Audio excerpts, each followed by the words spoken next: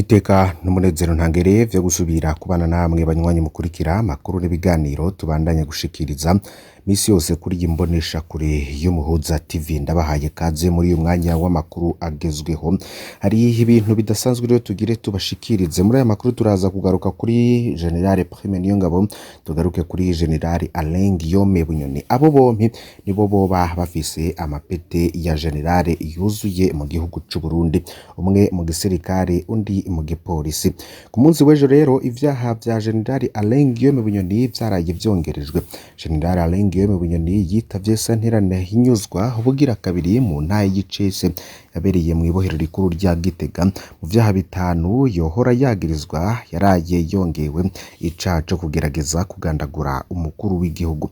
General Bunyoni n'uwumuburanira babandanije gusaba ko yorekurwa akaburana yidegemvya kubera ubuzima bubi afunzwemwo ndetse n'ingwara ikomeye agendana ya diabete type D.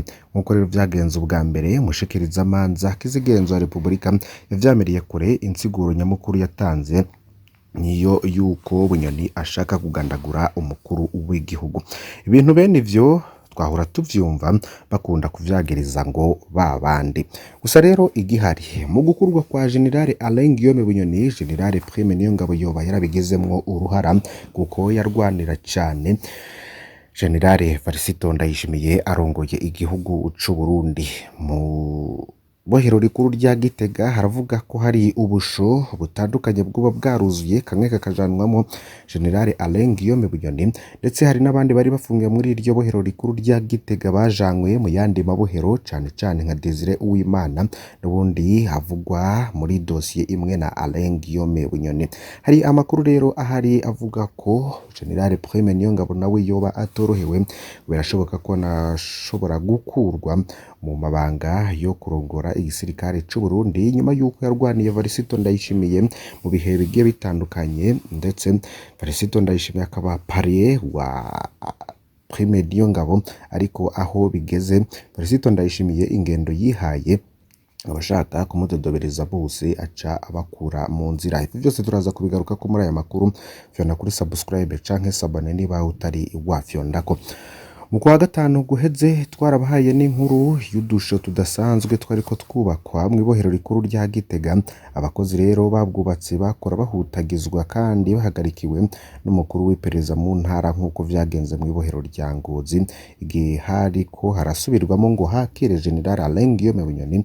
Alain Guillaume Bunyoni rero yoba yarafungiwe muri iryo bohero akajanwa mu gasho kamwe. Umuntu rero yibaza etse ako gasho koba kubakiwe ubundi mutegetsi wuhe? Hari inkuru tugiye kubagezaho isa nitwenza. Ni inkuru ikunze kuvugwa mu Burundi y'umushikiranganje w'ubutungane yigeze gushiraho itegeko rivuga ko umunyororo wese bazomumwa acinjira kandi bazomwambura ibirato. Haciye igihe wa mushikiranganje akurwa mu mabanga, mbere hagera igihe arafungwa. Yinjiye mu munyororo bamubwira ko ivyo kumunywa no gukura ibirato ashaka kunana ngo bariko barahonyora agateka kiwe. Niho rero abacunzi bohero bamwereka itegeko rimanitse ku ruhome, aravye asanga niwe yashizeho iryo tegeko. Uko niko benshi batangara ingingo mbi bafatiye abandi zibageze ko. Uwo mushikiranganje rero ntawe tuzi nagakuru bamwe batera bariko baratwenza.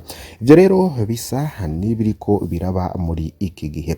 Abafunze General Alain Guillaume Bunyoni nabo umwanya umwe n'ubundi barashobora kwisanga mu ibohero kumwe nabo.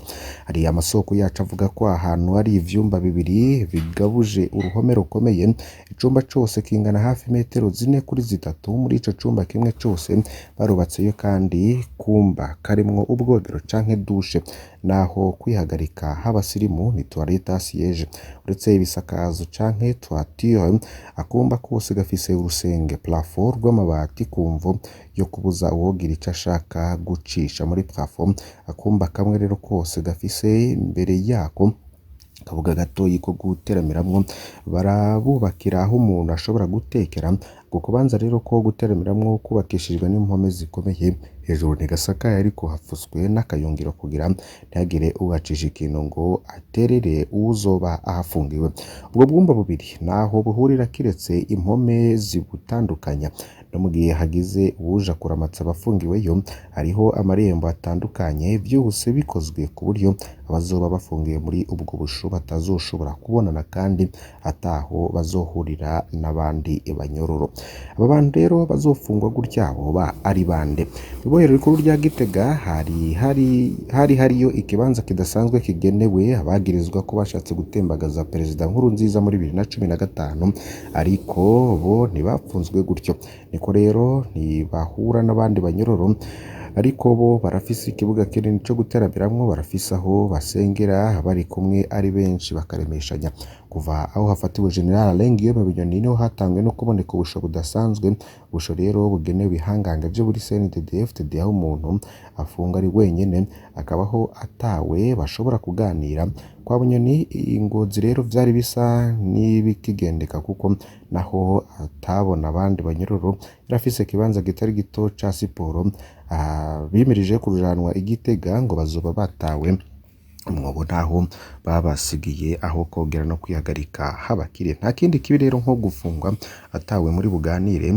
Umuntu rero ngarashobora no kugwara mu mutwe iyo bimeze gutyo. Amakuru hava Ingozi, ibohero rikuru rya Ngozi, aravuga ko aho General Bunyoni yari yasavye ko bomushira mu bandi banyororo, abatwara ibohero rero bakaba baramwishuye ngo bariko bamukingira bo hava bamufotora. Nawe ati burya hari ico ncera ubu ni banyandika ko misi yose ni muncire mu bandi mbeho nk'abandi bose, niho bamuhishuka ko ingingo zo kumupfunga wenyene zavuye hejuru. Gusa mu ibohero rya Gitega vyoba vyarahindutse, yarahawe uburenganzira bwo kubonana n'abandi banyororo. Ubutegetsi rero bwuzuyemo ibintu vyinshi cane. Iryane zandikuri yo Ndayishimiye ziravugwa cane, iryane za Prime Niyongabo Ndayishimiye nazo ziravugwa cane. Amaso yose akaba ari kuri abo bagabo babiri. Makuru avugwa hagati yabo asigaye agoye no kuvuga ko ntawuzi ko ari bo bageze aho bategurirana ubwo busho bw'inzigo buzofungirwamwo abantu batandukanye. Iciza c'agashoneke mu ushobora kubaka yama yibaza ngo kagenewe abandi, niyigera rero amenya ko atari we azokajamwo. Yandi makuru mu ntara ya Bubanza hari umwigeme akiri muto yapfuye nyuma yo gufatwa ku nguvu. Ni Emeline Nihimbazwe yatowe yapfuye kuri uyu wa gatanu mu gice ca Ndubura muri komine n'intara ya Bubanza mu rengero bw'u Burundi. Urira akaba afise imyaka 19 yoba yarasambanijwe ku nguvu imbere yo kwicwa. Ku bwabo mu muryango we basaba ko abakoze iryo barabahanwa. Igipolisi rero carahagaritse n'umugenzi w'uwo yishwe yazwi ku izina rya Jean Claude Nshimirimana ku wa gatanu nyene. Emeline yategerezwa kurara iwe, byari bizwi ko yagiye kuri uwo muhungu kugira ngo babane. Ikiziga ciwe rero catowe bukeye bwaho mu gitondo, yarasambanijwe imbere yo kwicwa. Niko se wabo wishwe agaragaza umubabaro. Abafise uruhara muri urwo rupfu bariko bararonderwa n'igipolisi kubw'amasoko yacu. Wayishwe rero afise imyaka 19 yaraheruka guheba ishure kubw'urongoye umutumba Buhororo ya mbere. Ubwa nyuma yabonye ari buzima yari hafi y'ishure shingiro rya Mugongo. Umutumba Buhororo ya mbere hari buca atorwa ikiziga. Umuryango yo rero ukabusaba n'amatoza yigenga kugira ngo hamenyekane abantu bose bafise uruhara muri ubwo bunyamaswa kugira ngo bashengezwe imbere y'ubutungane babazwe ivyo bakozwe. Mu birabana ntibiza ivyo abahinga bavuze vyoba vyatanguye gushika. Abana 4 baritavye Imana, inzu 39, ibirasi 8 n'inyubako z'amasengero zirasenyuka, imirima itari mike rinonekara ku munsi wa Mungu. Vyose rero vyahitanwe n'imvura y'uruhuherezi yaguye kuri w'Imana muri komine Kibago mu ntara ya Makamba. Bamwe n'abandi bibaza ko ryavuzwe n'abahinga banonose ivyo biza n'ibidukikije ryoba ritanguye gutaha. Hari haciye indwi zibiri gusa basavye abenegihugu kuhagabira no kwitegura. Basigura ko muri iki gihe c'agatasi hazorwa n'imvura nyinshi cane kandi ko izokonona ibitari bike. Bumwe mu burere bushobora no kubangamirwa cane burazwi nko mu burengero bw'u Burundi harimwo Gatumba muri komine Mutimbuzi intara ya Bujumbura. Ako karere rero gasanzwe kegereye ikiyaga Tanganyika n'uruzi Rusizi. Hari igihe amazi y'ikiyaga haba menshi ya Rusizi agaca abura iyo ateraja maze agaca ashwara imihana. arirya ari mu kiyaya ntibiba vyoroshe. Twibutse ko muri 2014 mu Gatunguru ni mu buraruko bwa Bujumbura Meri imvura nyinshi yaguye ivanze n'umuyaga udasanzwe yahitanye abantu 70 abandi 182 barakomereka. Cabaye ikiza rero ntibagirwa mu Barundi. Ku bwawe ibiza Abarundi barakwiye kuvyirinda gute? Gira rero ico ushikiriza muri commentaire. Myandi makuru havugwa cane mu gihugu kibanye hari wagize ati nanaganiye mu bwato ubwo bwarohamaga warokotse rero muri Republika ya Demokarasi ya Kongo. Bamwe mu bantu 189 batabawe nyuma y'uko ubwato bwari barimo bwabirindutse muri Republika ya Demokarasi ya Kongo babwiye kinyamakuru BBC dukesha inkuru ko bashoboye kurokoka. Korami Mopore yagize ati umubiri wanje wose wari uri mu mazi uretse umutwe wanje naranagannye ku gice gikoze mu giti c'ubwo bwato kugeza ubwo abantu bamwe bahagera bafise ubwato buto buto bwo mu giti bakandokora. Kugeza ubu ibiziga birenga 40 nivyo bimaze kuboneka mu gihe abakora ubutabazi bandanya gushakisha abantu 167 baburiwe irengero. Makuru rero avuga ko ubwo bwato bwari bupakiye cane kurenza ubushobozi bwabwo busanzwe. Ubwato rero bwari butwaye n'abagenzi barenga 300 hamwe n'imizigo bwo bwakoraga urugendo rwabwo mu ruzi rwa Kongo nk'uko bivurwa n'umuryango utari wa leta societe civile bagize ruhara mu bikorwa by'ubutabazi no gushakisha ibiziga by'abaguye muri iryo sanganya.